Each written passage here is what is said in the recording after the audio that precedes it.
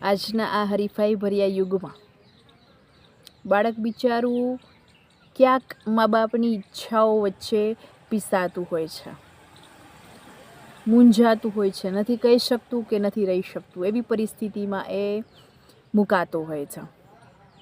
રેલવેના પાટા વચ્ચે ઊભું રહી અને કયા વિકલ્પને પસંદ કરવું એની અસમંજસે અનુભવતું હોય છે. એની આજે મારે તમને વાત કરવી છે કે બાળકના પિતા કોઈક સારા વકીલ હોય તો પિતા એવું ઈચ્છતા હોય કે મારો છોકરો પણ એક સારો બેસ્ટમાં બેસ્ટ વકીલ બને. માતા એવું ઈચ્છતી હોય કે મારા પિતા એટલે કે આ છોકરાના નાના એન્જિનિયરિંગ કરતા હતા, સારા એવા એન્જિનિયર હતા, તો મારા છોકરાને એ ફિલ્ડમાં ધકેલું.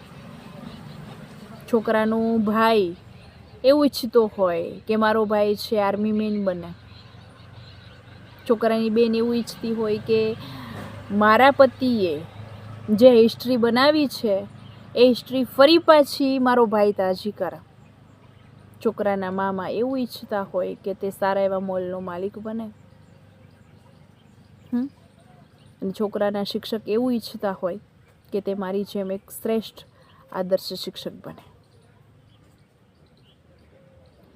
છોકરો શું ઈચ્છે છે એ આમાંથી કોઈ પણ પાત્ર, મમ્મી પપ્પા, કાકા કાકી કે કોઈ ભાઈ બેન, કોઈ સમજતું નથી. છોકરામાં છોકરાને નથી શોધતા.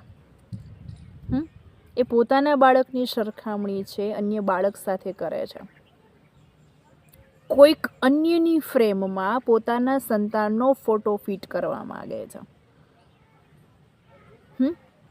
તે પોતાની રીતે જ બધા પોતપોતાના અરીસાઓને જુએ છે અને પોતપોતાની પસંદગીની કારકિર્દીને એમાં ફિટ કરી દે છે અને પછી જોવે છે કે અમે કહેશું એમ અમારું બાળક કરશે ને તો એનું ફ્યુચર સેટ થઈ જશે. તમારા જુનૂનને ઓળખો, તમને જેમાં રસ છે એમાં આગળ વધારો. તમારા બાળકને શેમાં રસ છે ને એમાં એની રસ રુચિને ઓળખો. એ શું ઈચ્છે છે, એનું મન શું કહે છે, એનું દિલ શું કહે છે. 3 ઇડિયટ્સ પિક્ચર બધાએ જોયું હશે કે જેમાં માધવન કે જેણે ફરહાન કુરેશીનું પાત્ર ભજવ્યું હતું કે તે વાઇલ્ડ લાઈફ ફોટોગ્રાફર બનવાની ઈચ્છા ધરાવતો હતો, પરંતુ તેના પિતા તદ્દન તેના વિરોધી હતા. એને પસંદ નહોતું, એટલે એની પિતાની ઈચ્છાને પૂરી કરવા માટે એ એન્જિનિયરિંગ લાઇનમાં આગળ વધ્યો. જેમાં રેન્ચોનું પાત્ર ભજવ્યું હતું એવા આમિર ખાન સતત સમજાવી રહ્યા હતા કે તેને જેમાં રસ છે એમાં એને આગળ વધારશો તો એ ફિલ્ડમાં એ ખૂબ આગળ વધશે અને સારું એવું નામ કમાશે, સારા એવા પૈસા પણ કમાશે અને એનું મન ખુશ રહેશે, એનું દિલ ખુશ રહેશે, મનથી કામ કરશે, દિલથી કામ કરશે. નહીતર જિંદગીભર પોતાનું ફ્રસ્ટ્રેશન કોઈક ઉપર કાઢશે, જિંદગીભર. કારણ કે તેની અંદર, તેના મનમાં, તેના દિલના ખૂણામાં ક્યાંક સારો પેન્ટર પડેલો હશે, ક્યાંક સારો ડૉક્ટર પડેલો હશે, ક્યાંક સારો સંગીતકાર પડ્યો હશે.